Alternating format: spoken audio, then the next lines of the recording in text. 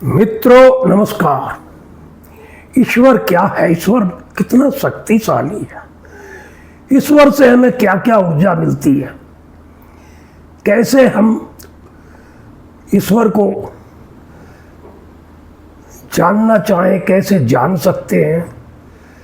ये हमें अपने मन आत्मा दोनों के संघर्ष के बीच में से एक को चुनना पड़ेगा। मन हमें विचलित करता है, इधर उधर दौड़ाता है, लेकिन आत्मा हमें स्थिर करती है। मन संसार में व्याप्त है, आत्मा परमात्मा में व्याप्त है। जीवन में हम कुछ लेकर नहीं आए, ना लेकर जाएंगे। हमारे कर्म श्रेष्ठ है, जो हम कर्म लेकर आए हैं। ईश्वर ने हमें कर्मों की पूंजी भेजी है, लेकिन हमें स्वतंत्र कर दिया है कि कर्म कैसे करोगे, ये अपने आप पर निर्भर है। आप पर निर्भर है कि आप कैसे कर्म करोगे। जैसे भी आप कर्म करोगे, मृत्यु लोक में वैसा ही आपको फल मिलेगा। तो मित्रों, ईश्वर की लीला, ईश्वर क्या है, ईश्वर कैसे है, ईश्वर में क्या शक्ति है, ये आप इस वीडियो को ध्यान से देखें। और मित्रों, लोगों तक इसे पहुंचाने के लिए शेयर भी करें, सब्सक्राइब करें।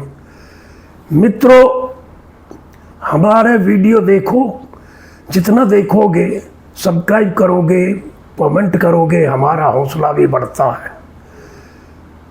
आपके कमेंट और सब्सक्राइब करने से हमारा भला भी होता है, ईश्वर आपका भी भला करेगा। आदमी किसी का भला करता है तो ईश्वर उसका अवश्य भला करेगा। प्रस्तुत है वीडियो, ध्यान पूर्वक देखिए। इसके साथ कृष्ण होते हैं ना, अनंत ब्रह्मांड के सारे नक्षत्र, सारे ग्रह उनके चरणों में हैं। ये नक्षत्र खराब है, ये ग्रह खराब है। तो ये वाक्य जो मैं बता रहा हूं ना, ये ध्यान से सुनिए।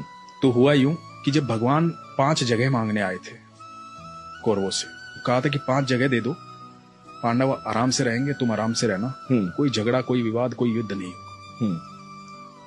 तो शकुनी ने दुर्योधन को कहा कि सुयोधन, इसे बंदी बना लो, ये उनका फेवर लेके आया है। दुर्योधन ने ऐलान कर दिया कि बंदी बना लो। अब ठाकुर जी को कौन बंदी बना सकता है? तो पहली बार ठाकुर जी ने अपने जीवन काल में पहली बार वो ऊर्जा दिखाई थी, वो लाइट दिखाई थी कि मैं हूं को। अब उसके बाद कृष्ण वहां से चले गए कह करके कि अब युद्ध होगा।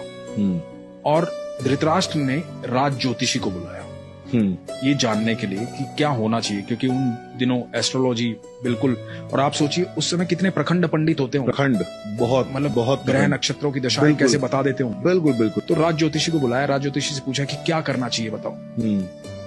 तो राज ज्योतिषी ने कहा कि महाराज, सुयोधन की कुंडली में राजयोग, कोई हरा ही नहीं पाएगा, निश्चित तौर पर विजयी होंगे, निश्चित तौर पर राजा बनेंगे, आप युद्ध करो।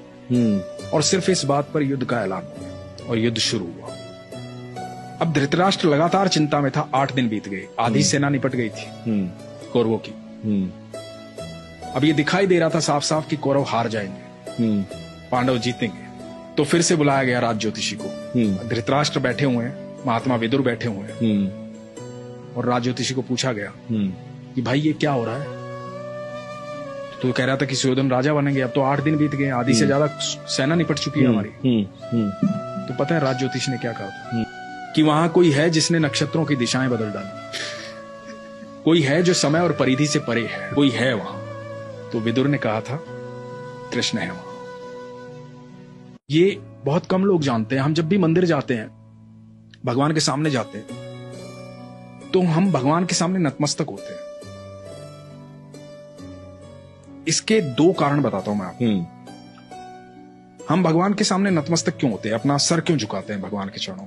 जब हम भगवान के चरणों में अपना सर झुकाते हैं ना, नतमस्तक हो जाते हैं, तो जितना बोझ हमारे इस मस्तिष्क में होता है ना, जितनी दुविधाएं चल रही होती है, सारी दुविधाएं भगवान के चरणों में गिर जाती हैं और भगवान रोंद देते हैं।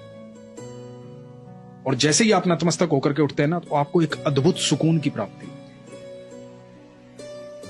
और ये क्रिया आप लगातार करते रहते तो आपके जीवन में दुख नहीं आता, क्योंकि आप भगवान के सानिध्य में रहते हैं। क्योंकि दुख की एक खासियत होती है, दुख बड़ा भोला भाला होता है। दुख जब भी आता है ईश्वर को साथ लेके आता है। जैसे ही दुख आएगा आपको ईश्वर याद आएंगे। ये बात तो है। भोला भाला होता है, दुख को बेचारे को पता ही नहीं होता तो साथ किसके चल रहा है, वो ईश्वर को साथ लेके आता है। उस वक्त में जो व्यक्ति ईश्वर को देखता है उसके लिए दुख हमेशा के लिए गायब हो जाता है, और जो दुख को देखता है उसके लिए ईश्वर हमेशा के लिए चले जाते हैं। ये आप पर निर्भर करता है कि आप चुनते क्या, दुख और ईश्वर। क्या? तो मित्रों, ये वीडियो आपको कैसा लगा कमेंट में जरूर बताएं,